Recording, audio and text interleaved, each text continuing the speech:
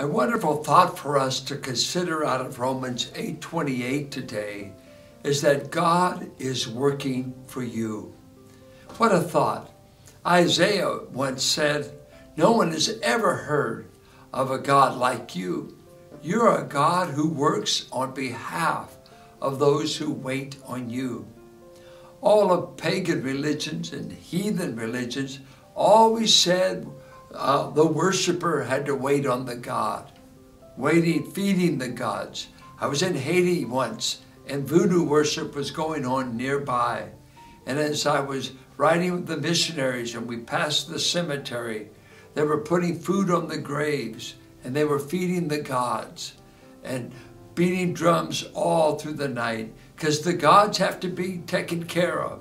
Romans 8:28 says, through the Spirit's enabling us, we finally come to this wonderful statement that we can say, we know, after the Spirit has done His ministry in us, that all things, good, bad, life, death, peril, money, no money, all of this, the Father has been working for our good because He has a purpose for our lives.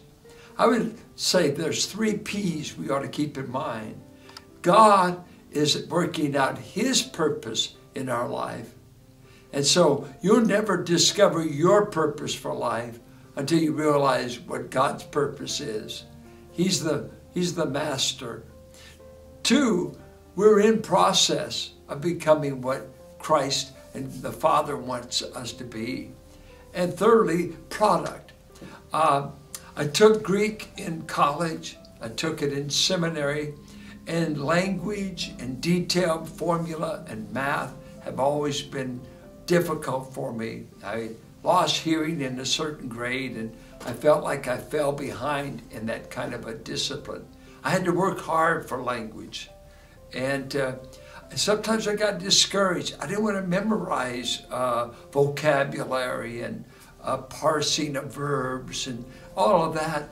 But by the time my classes got to the book of 1 John and we began to translate Greek into English, oh, what a difference my attitude took. Because that was the product I wanted. I wanted to correctly interpret Scripture. But I had to go through the process of learning the verb charts and understanding nouns and participles and on and on. No Greek scholar by any means, but I was given enough facility to be able to go to the Greek text and look at it. You see, the product made sense out of the process. And we're a people that we want to be a product without a process. And God says, I'm working everything.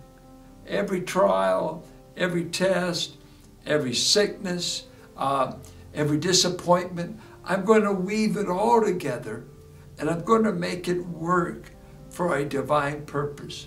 Look at the life of Joseph.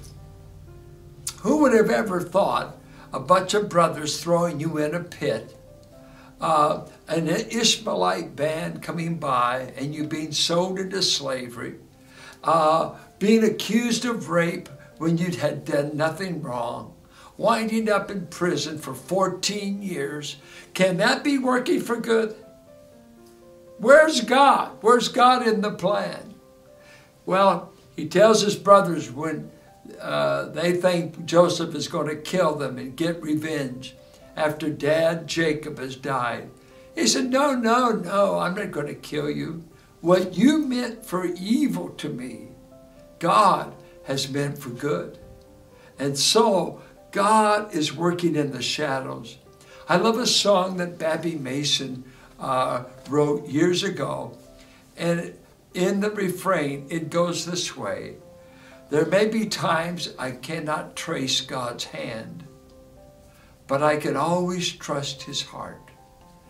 I want to say to you, dear friend, I don't know what you're going through today. I don't know what the heartbreaks, the triumphs, whatever.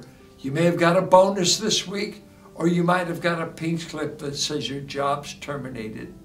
But our God, if you're His child and you love God the Father, He said, I'm in charge, and I'll weave this whole process so that a good product will come out, and it will be in the middle of my purpose for you. He can never abandon his own. Just know that God is working for you.